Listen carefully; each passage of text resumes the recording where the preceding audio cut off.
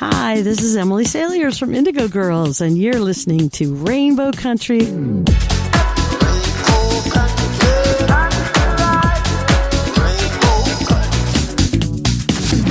The views and opinions expressed on the following program are those of the persons appearing on the program. Today on Rainbow Country, Sheri Johnson, founder and CEO of Strong Voices TV Network, a subscription-based streaming platform for the LGBTQ community, its allies, and advocates. All that and more in episode 323, so stay tuned for Gay Talk Radio right here on Rainbow Country. Hi, I'm Simone Denny. Hi, I'm Mary John Tory. I'm Joey Lamar, best-selling author of Mambo Lips and Salsa Hips. You're listening to Rainbow Country with Mark Tara.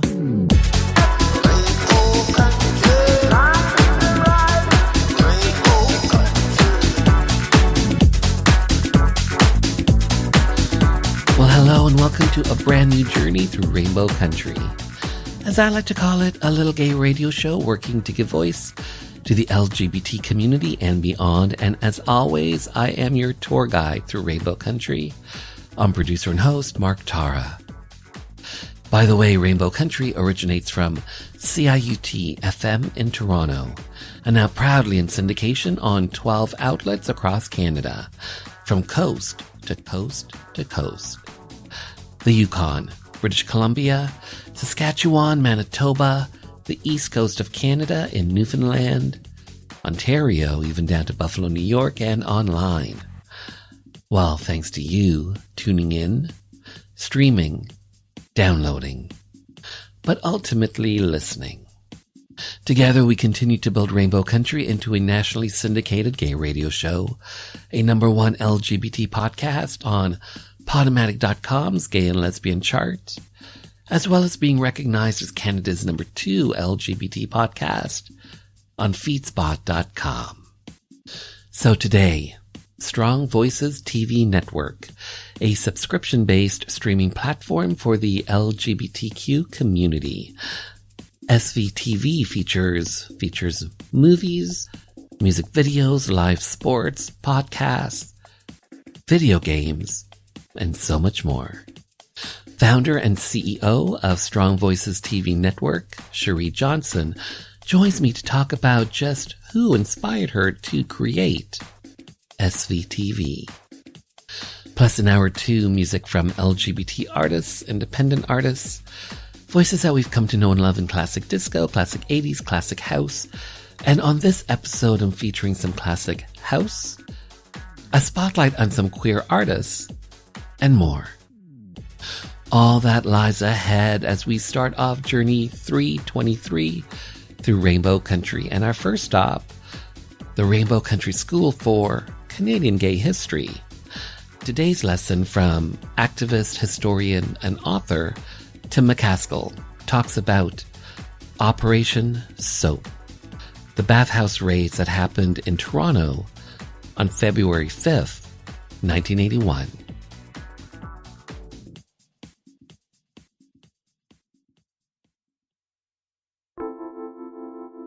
If we think of the 1970s as the period where the gay community was trying to get noticed, the 1980s was the time when we actually got noticed and started getting seriously slammed. The cops had never been happy with Trudeau's 1969 decriminalization. If you look at historian Tom Hooper's work, you'll see that arrests of gay men actually increased across the country after decriminalization. Remember, this was way before apps. If you wanted to hook up, baths or bars were the best places to go, so those were the places that police targeted. There were a series of bath and bar raids in Montreal and Toronto and Edmonton and Ottawa and other cities. The Toronto bath raids of February 5th, 1981 are the most famous. When Toronto's pro-gay mayor John Sewell and the first openly gay candidate for city council, George Hislop, were both defeated in the municipal elections in 1980, the cops figured we were vulnerable and swooped. They smashed into most of the city's gay baths, trashed the places, and arrested almost 300 men on a range of charges. It wasn't just the baths, they were also hassling the bars on concocted liquor license violations, and they were busting individuals in bookstores for porn. Basically, they were trying to shut down the gay village and recriminalize homosexuality. But that night when they hit the baths, they bit off more than they could chew. In Toronto, for the first time, the activists and the small business people and the normally non-political bar and bath patrons all came together in a series of massive demonstrations. We raised money to fight the charges in court and won. We made common cause with Black and South Asian communities who are also experiencing police brutality and harassment, and we demanded community control of the police. We called for changes to the criminal code to get rid of antiquated laws that still criminalized sex. That new community unity also laid the foundation for dealing with the next crisis that was about to affect us all, the AIDS epidemic. This is Tim McCaskill, a gay liberation dinosaur from another planet and author of Queer Progress.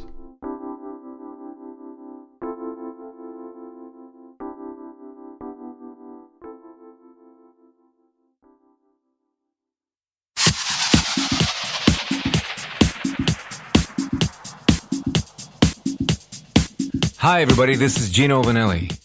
You're listening to Rainbow Country with Mark Tara.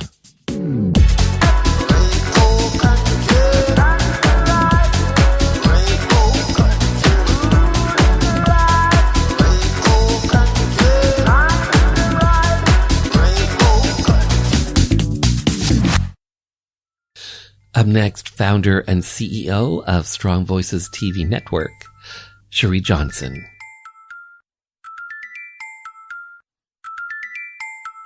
Sheri Johnson, hi, how are you? I'm great, Mark. How about yourself? I am well. I am better now that I am speaking with you to have your voice, to have your story be heard by the LGBT community and beyond, especially to talk about Strong Voices Television. Definitely. I'm ready. SVTV Network. Let's start there. Talk to me about Strong Voices Television and what this is all about. Strong Voices Television, the SVTV Network, was born. It just came to fruition. Started back in 2012. I started the top lesbian web series, SVTV. During that time frame, in my apartment, I had a chalkboard wall painted at the time, and I would put series and scenarios and scenes for the show on the chalkboard. I would just flash them up. Well, in the middle of that chalkboard, God gave me a vision. At the time, it was named Gay Flicks. I'm so glad I changed it because that sounds kind of pornographic. But at that time, I just know that our community needed our own platform. Netflix at the time was taking off. And I knew that the LGBTQ community needed a platform of their own. Well, fast forward a couple of years, 2017, SVTV Network was born, and we've grown tremendously. The reason behind that is our top lesbian web series on YouTube was demonetized, and because of the algorithm, they stated that they could not find suitable ad partners any longer for us. We can always find ad partners during Pride Month, but there was difficulties at the time, along with other top LGBTQ content creators during that time. And it left me scrambling to find some more life to the series. We did have a season 4, but it was strictly on the SVTV Network platform. And along with other content creators who tell stories of the LGBTQ community. Our mission is to amplify the voices of the LGBTQ community and give a safe platform that we can tell our lives, our stories, our way on one network, not be demonetized or, talked about or demeaned or any of those things. So just a safe platform for our community. So that's how the network was born, and that's where we are now. Are you religious? Yes, I am. Okay. And talk to me about your religion and your sexuality and how you see those two coming together as opposed to being driven apart. I've never, I was raised in a Baptist church. Grandparents took me to church. I'm a Christian. And I just know for the religion that I practice, and there are plenty, I've just always been me. Before I came out as lesbian in my late teens, going into my 20s, I had feelings, but I was never deterred by family or deterred by family or anyone. A couple of scenarios in the church, actually. I went to a pastor one time when my grandmother was getting older, getting dementia in her late 80s. And, I went to my pastor crying before church about that situation. And, he said he'll talk to me later about it. And my family stayed right across the street from the church. My grandparents did.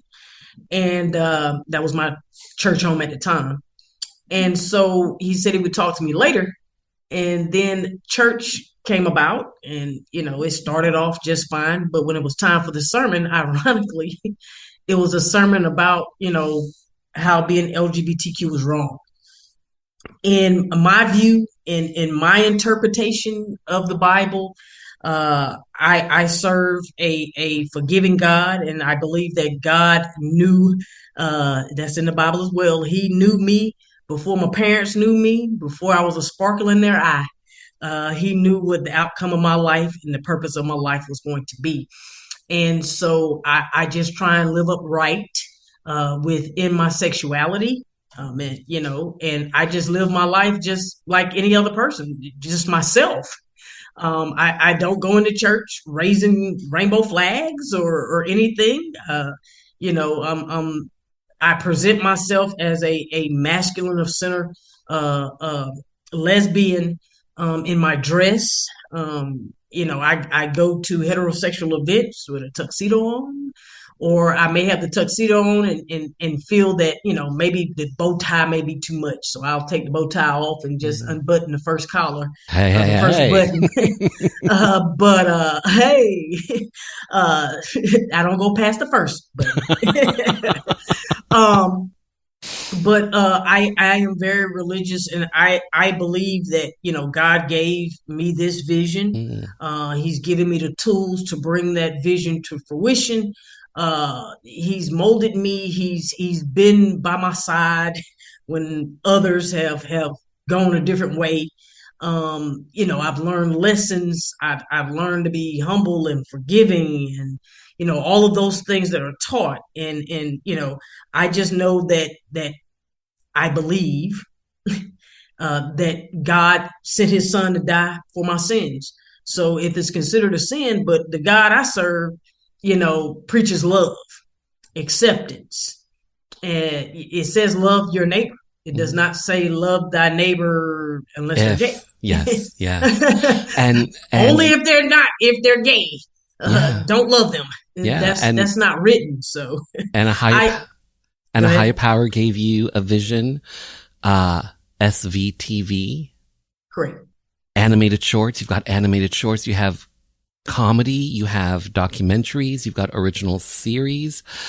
Talk to me about these various types of programming that you have on Strong Voices Television.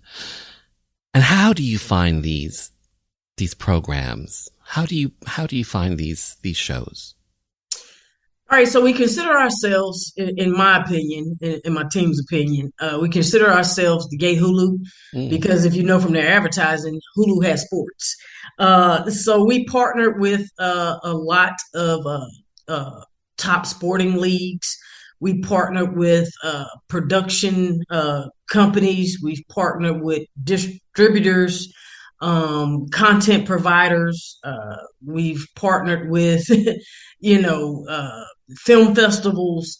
So it is various ways that we come across award-winning and valuable content that tells our lives, our stories, our way. So again, partnerships, networking, just getting the word out about us, and we have people approaching us. So if they meet our platform standards, then they're on the network. So we have licensing deals that we do for the content and with our content providers. So we various places we come up with the content. So you've got Roku, you have Apple TV, you've got Amazon Fire TV, you've got Android. These are all platforms that has SVTV to watch. Talk to me about these platforms, and are you expanding these as time goes on? Well, this isn't a unique platform. It's a unique niche. We have something for everyone under the rainbow. So it's not, a specific color or creed. Is rainbow, and whatever you identify within the LGBTQ plus community. But how we decide on what platforms we distribute our content, our platform on, the apps, is how any other platform does it. I mean, I own an iPhone. So, of course, we need all my friends own iPhones. I have an Android. I'm Android. Okay. All right. So, but we have, iOS app. So we have the Apple app. And that comes along with Apple TV. So, we're on Apple TV as well. So that takes care of the iOS family. And then we have people like yourself, Mark, Android. Oh my gosh. Come on, Mark. But okay, we're not judging. So Android family, I have one or two former teammates from my college days who have Androids. Okay. And ironically, she is the only one in her family. Her husband, her 3 boys, they all have iPhones, and she's the only one in the house with an Android. But maybe that's a mother's sacrifice. I'm not sure. But, so we have Android. But like any streaming platform, these are the top apps that they go for. So it was a no-brainer on that. They have the largest reach. And so our platform, the SVTV network, goes along with that reach. We're reaching over 55 million homes through our apps. So, and Roku, I watch SVTV network on Roku, the smart TVs. I was just going to ask, in 2022, someone buys a new smart TV. It comes with, Roku on it or what have you. Does it also come with SVTV if they have these? Yes. All you do is just go to the search bar, type in SVTV network, download it to your smart television, and then you have SVTV network on your television. So I have a smart television, and I watch SVTV network all the time on television, on the big screen. So our story's on the big screen there. Yes, we do have plans to grow our apps. We're looking to get on gaming consoles. So Xbox 360 and PS5. Are we on 5 now or 6? Yeah, PS5. And so yes, we are looking to expand within the next few quarters. And on that note, we will return after this Rainbow Country update.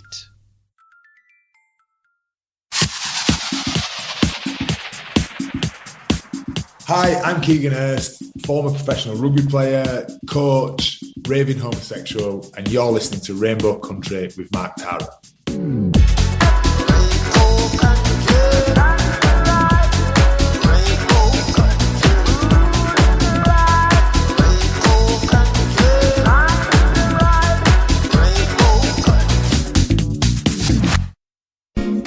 Canada's LGBTQ2+ archives just released Out North, an archive of queer activism and kinship in Canada. Order a copy from your local bookstore to dive into hundreds of loud and proud stories and photos of historical queer life in Canada from pre-1939 to today. Get your copy from your local bookstore. Out North, an archive of queer activism and kinship in Canada.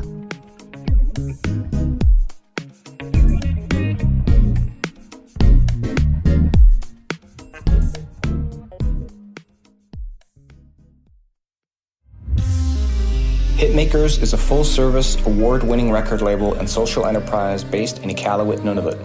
We specialize in the creating and marketing of world-class Inuit and Indigenous music, including pop, hip-hop, rock, folk, and traditional Inuit music. Hitmakers has studios in Iqaluit, Ottawa, and Toronto. The label currently works with more than 20 Inuit and Indigenous artists, and we represent and promote many more. The company was founded in 2016, and our mission is to create viable careers in the arts for Inuit and Indigenous artists through music, media, and education. Our secondary mission is to empower artists to share and strengthen their stories and culture. To learn more, please connect with us on social media or at hitmakers.com. That's hitmakers with a Z. Thanks for listening. Qoyanamit. Hello, Canada. I'm author Anthony Bedolka. I wanted to let you know that my latest novel, Going to Beautiful, is out right now. It's available wherever you get your favorite books.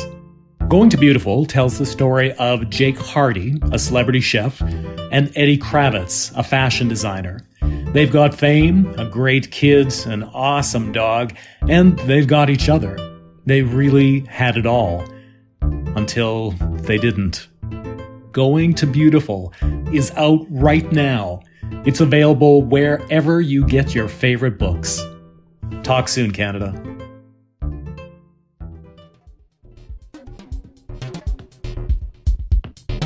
So, fall 2022 is in the air, and I wanted to take this time to give a special shout out to PB from the nation's capital, Ottawa, who listens to Rainbow Country on CKCU FM. PB, who goes by he and him, says he's a natural hugger. And he writes, "Thank you so much! Exclamation mark, exclamation mark. Diversity is important. Exclamation mark, exclamation mark, exclamation mark." I have to say, PB from Ottawa, thank you so much for the feedback. It is greatly appreciated. So, here are some special episodes you just may be interested in coming up in fall 2022. A special Transgender Day of Remembrance episode on trans healthcare in Canada. And for World AIDS Day, December 1st, HQ Health Hub. All that and more coming up right here on Rainbow Country.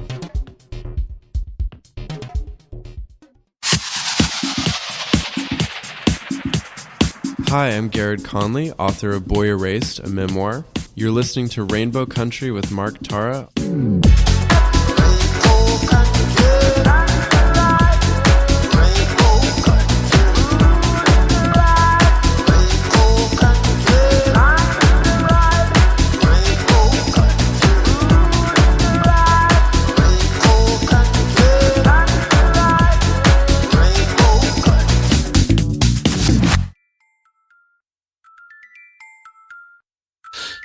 You have Strong Voices Television.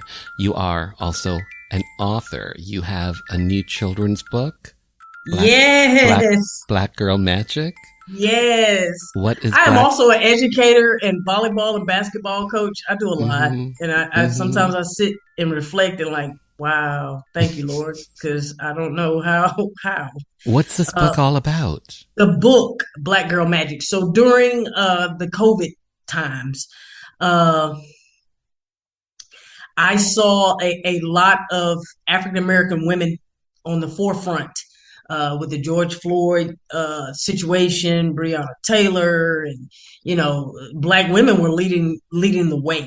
But Black women are also some of the ones who are, you know, done wrong the most, in my opinion, being an African-American woman. But what I saw during that time frame was also African-American children, Black children. on the forefront with their parents, with their moms. And this book, actually, I did a short film starring Briley Evans and some other top-notch actors in the short film.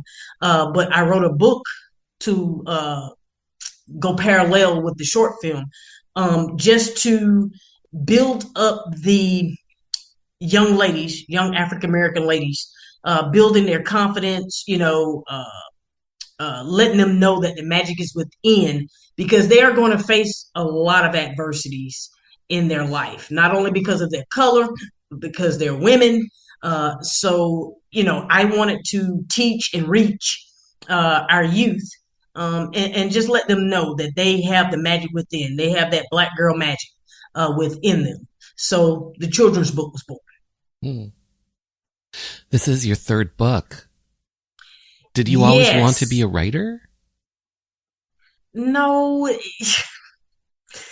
just kind of comes with when I see something that resonates with me. Mm-hmm. I feel the urge or the need to put it in some type of platform or medium, some Mm-hmm. type of medium. Mm-hmm. And the books have coincided with that. Years ago, I did author 2 books dealing with women and infertility, not just the LGBTQ community, but women in general.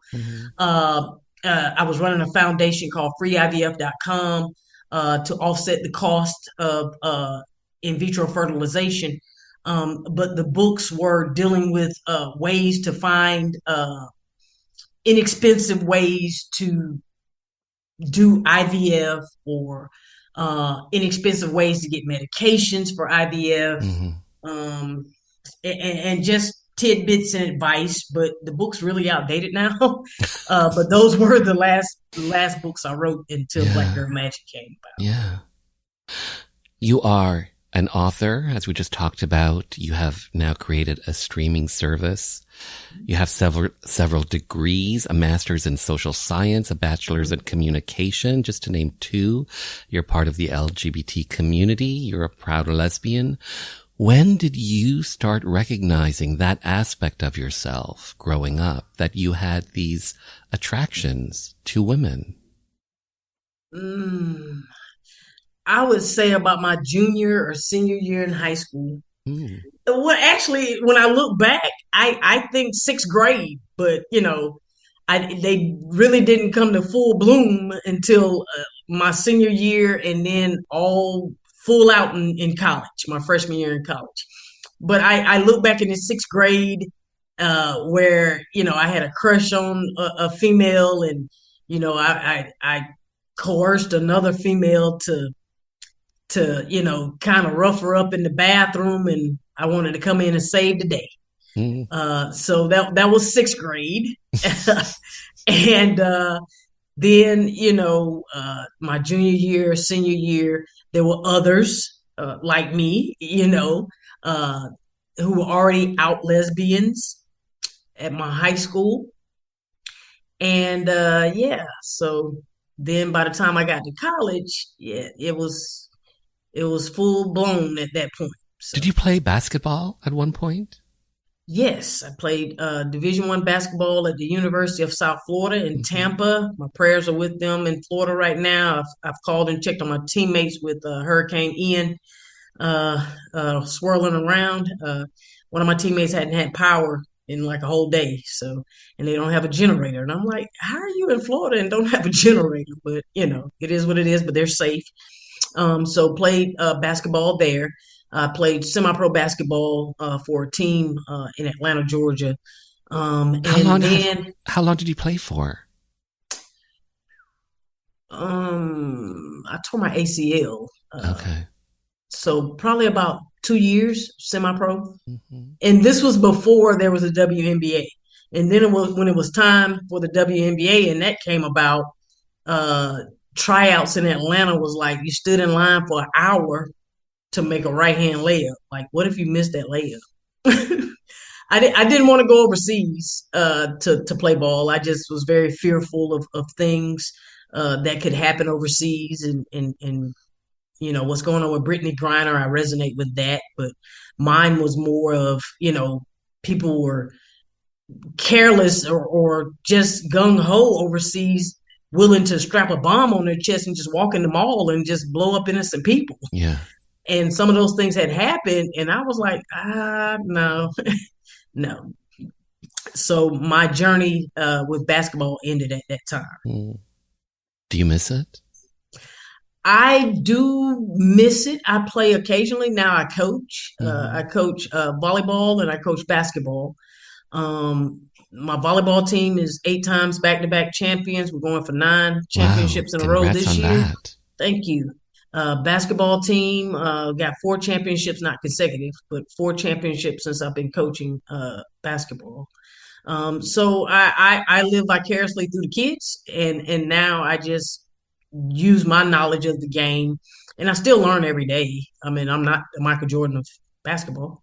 He was my favorite though, but so what knowledge I do have, I give that to the kids as well, but also I teach them about life and sportsmanship and those type of things as well. So this next question might sound odd, but do you think of yourself as a smart individual, a smart person, as opposed to being, you're obviously educated, but do you think of yourself as a smart person because you've come up with something? You said you were given a vision, but you were also being given a vision and you materialized it, you actualized it. I don't think that's, to answer your question, yes, I think I'm smart and I think everyone is smart. Again, with my faith, I believe God gives everyone's talents. He gives everyone visions, and then he'll give you those tools to execute and bring those visions and put the right people in your life. Yes, but you have to be able to recognize those tools and to be able to utilize it and to be able to be smart enough to put those pieces together. And you've been able to do that. So I think it's all of execution. So I don't think you have to be super smart to execute anything, but you have to be able to communicate and you have to be able to network, because there are high school dropouts who clearly are smarter than me because they're millionaires, billionaires. Yes. I mean, so does that make them smart? I mean, they dropped out of high school. It does make them smart, but there's a different, there's a different type of smart. But I think it's all execution. True. I think it's execution. True. If you can put a plan together and execute that plan, then maybe it makes you look smart, but it's the execution of that plan. So I think I'm smart. Yes. I do have my weaknesses. I can't say that I'm street smart. Maybe there's some things I work on and, try and put people that are smarter than me around me. I don't know everything. So no one, I believe, knows everything. So to a degree, everyone is smart, but people just are on different levels of the smartness. And then execution makes you look smarter, in my opinion. So, yeah. Strong Voices Television Network. How did this name come about? Again, you were thinking gay flicks? I'm glad anything came about after. I'm looking at the wall. I took pictures of that wall. I still have those pictures. But yeah, gay flicks sitting in the middle. I'm glad anything came about at that point. But to answer your question, it formulated from our community always having to fight. There's always having to be a voice. Pride started with a riot. People's voices. They stood up for the voiceless. We're always fighting for our rights. We're always fighting for equality. Now, the fight of the SVTV network is representation and equality in television, film, and sports, and a place of our own, for us and by us. And so because, we want to amplify those voices, Strong Voices Television was born. That was the name. because our mission is to amplify the voices of the LGBTQ community in television, film, sports, and advocacy. But it all began and came to that title because we're always in a fight. Our community is always in a fight. And sometimes with each other. Yeah, you hit the nail on the head right there. Yeah. So I believe it was 2017 when you said YouTube changed their algorithm. Mm-hmm. And your channel at the time was demonetized. Correct. Because of that. What then either inspired you or gave you the idea to then create something of your own, to be able to create an app, create this, what is now, SVTV? Because it's one thing to have your stuff on YouTube. That's all fine and dandy. It gets demonetized. Okay, fine. But now you have to go and invent something, create something of your own to be able to showcase your show and other shows. What gave you that idea? What gave you the impetus, the inspiration to follow through with that? Being kicked off their platform. So with that, I really got tired of seeing our community in television and film and sports beg for a seat at the table. So we built the table. A platform that is built by us, for us. It's just that simple. Because you could have easily have just, okay, this is fine. The run on YouTube was great. But now that run has come to an end. End of story. But they said it came to an end. I didn't say it. We didn't say it came to an end. Okay. So right. You believed in yourself. You told us it was coming to an end. We weren't done. So that was at the end of season 3. Okay. And so again, we did a whole season 4 and it was never on YouTube. It's always been launched. It launched as one of the top shows, along with some other shows, when we launched in 2017 on the platform. So it's never touched YouTube. And SVTV is still on YouTube, is it not? We have a YouTube channel, and we just put like trailers and so forth. But all of our content, we have our own platform. Again, consider us like a net, right? Consider us. So we have web. So we through our website, just like Netflix. You go to Netflix.com and or Hulu.com. They have a website. You can join there. You can watch on the web our content once you subscribe, or you can use the apps once you subscribe. So, right. But yes, we do use the YouTube channel just now to push traffic to our platform. To your platform. And on YouTube, your channel has over 4 million views. Right, but a lot of that came because actually that was the series YouTube channel, and again it was the top one on there, and we just the network decided to take over that YouTube page. So on SVTV, what are some of your top shows in terms of like genres and all that sort of thing? Right, so.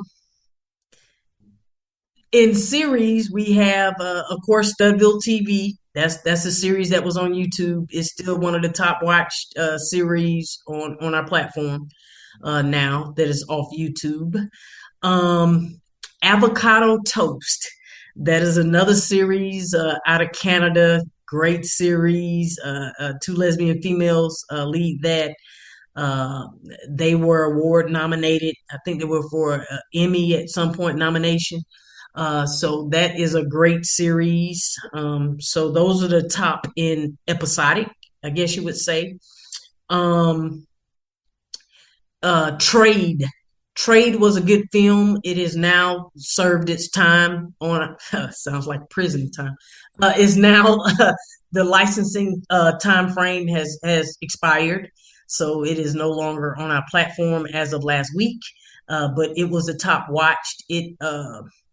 As far as transgender stories, It was a great story, a true story actually, about a transgender woman who was a streetwalker, and she got caught up in a relationship, and the wife found out of the husband, and people double homicides and all types of stuff. But that was a great film.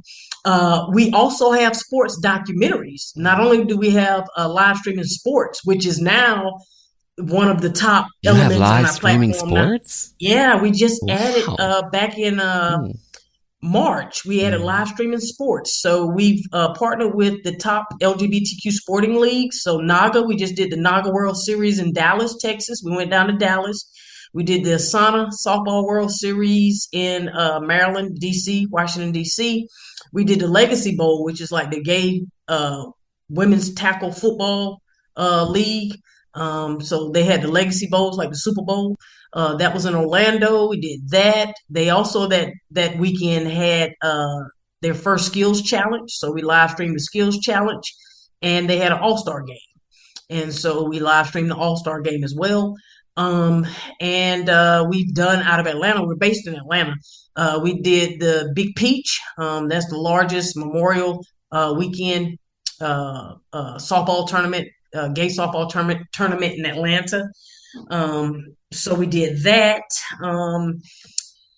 We have done some others. I can't think offhand right now, but we have introduced live streaming sports to our platform. That's amazing. We're the only LGBTQ streaming platform with live streaming sports. Yes. So yeah. Well that's done. our differentiator. But we do have sports documentaries. We have the Greg Louganis documentary that is well watched on our platform. So Back on Board, the Greg Louganis story is on our platform.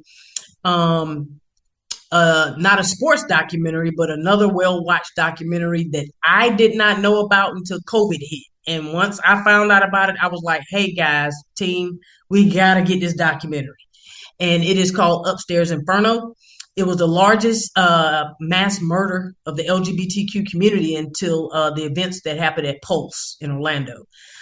So people were upstairs in a club, and somebody came in downstairs and set the club on fire, and people burned in that building. And then the community tried to sweep it under the rug and not advertise that it was gay people. Like the Pope didn't want to speak on it, and the Archbishop. I mean, it's crazy. It's a crazy story. But that's the most watched documentary. But back to the sports documentaries, we have Greg Louganis, we have Fallon Fox. Fallon Fox is a transgender woman boxer. So we have her documentary as well.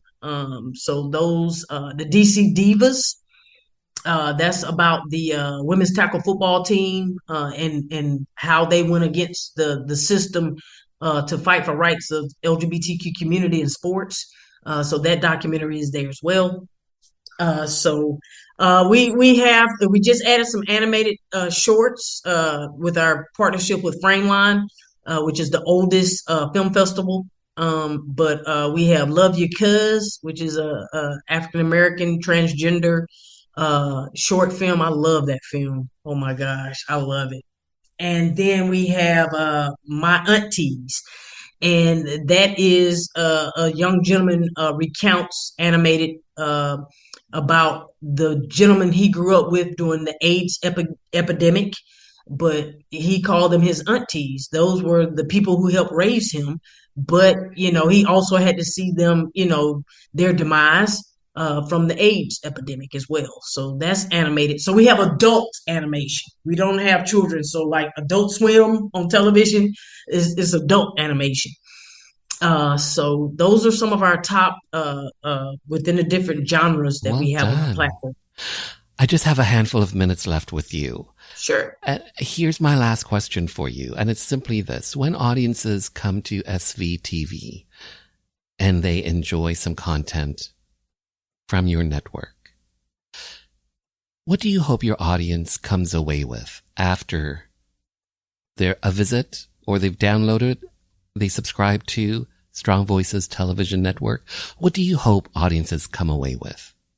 This was a safe environment to watch content made for us, by us, and that represents us, that tell our lives, our stories, our way on one network, the SVTV network.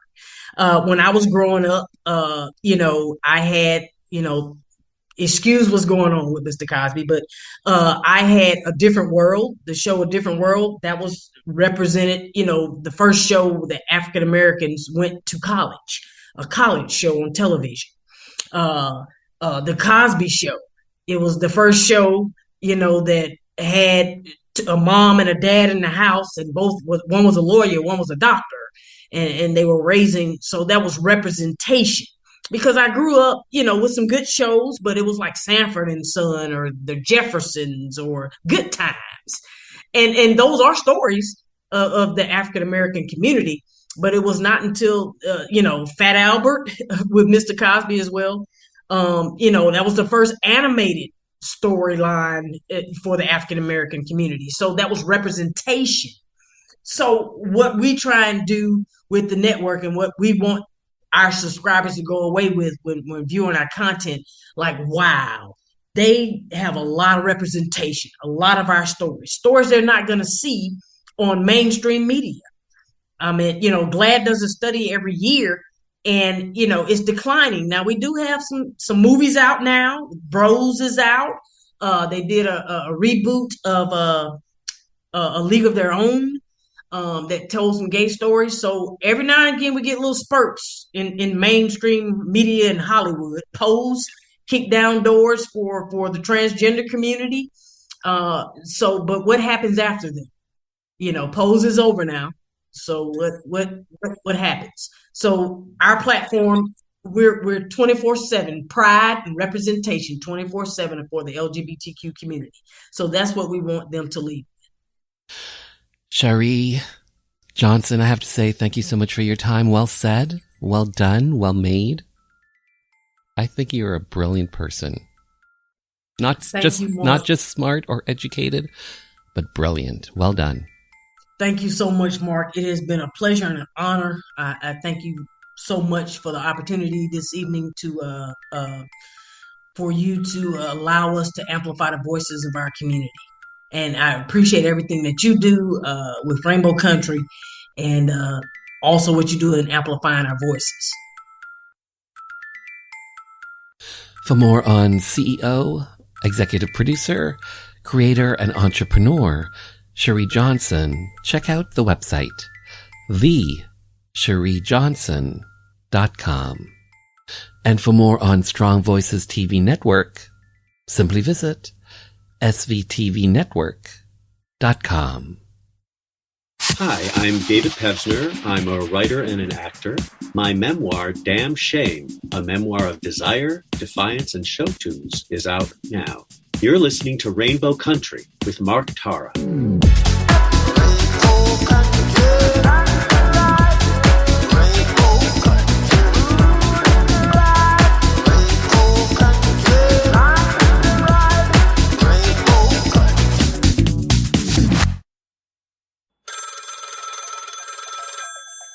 Phone rings. I got a message from the mayor. He's going to call me back the next day. I get the call, and he said, if you'd accept, we'd like to honor you with the key to the city. There was an event later that year in May. Just a key, right? Like, key to what? A decent job, a good singing career. It's really a metaphor, but it's history. So a reporter wants to talk to me and says, so it's a key, right? Like, what's the big deal? I said, well, not everybody gets the key. So I looked it up, and I guess it is kind of a big deal. The date, May 17th, 2018, when trans activist Susan Gapka made history by becoming the first trans woman to be presented with the key to the city of Toronto. By the way, past recipients include Rush and the Raptors.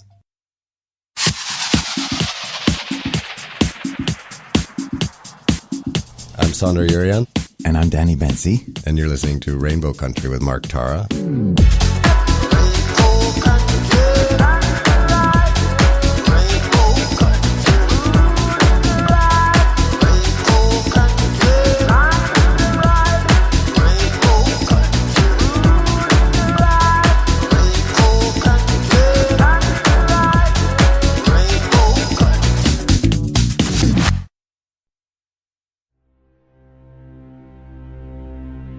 Hi, my name is Joanne Vanicola, and I'm an actor and a writer, and I was first on Rainbow Country with Mark Tara on discussing the massacre at Pulse Club in Orlando. I realized how important it was for our community to have a radio station, specifically for our issues, to talk about people in the LGBTQ community and to provide an outlet for our stories, to discuss our politics, culture, and give voice to the issues that matter to us. And of course our artists and the things that we do globally, and talk about culture. And without people like Mark Tara providing a space for this with a radio show like this, then we wouldn't have that voice. So support, tune in. Thank you.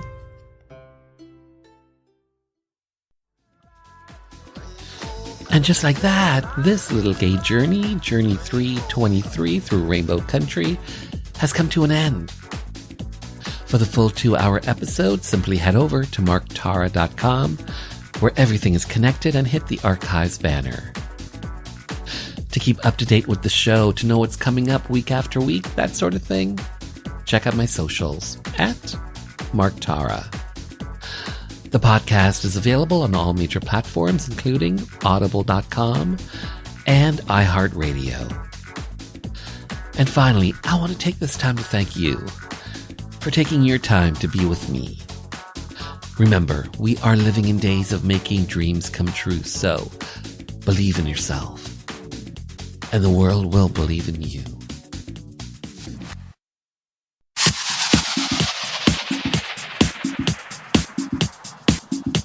Hi, this is Police Constable Danielle Botno, also known as LGBT Cop, and you're listening to Rainbow Country with Mark Tara.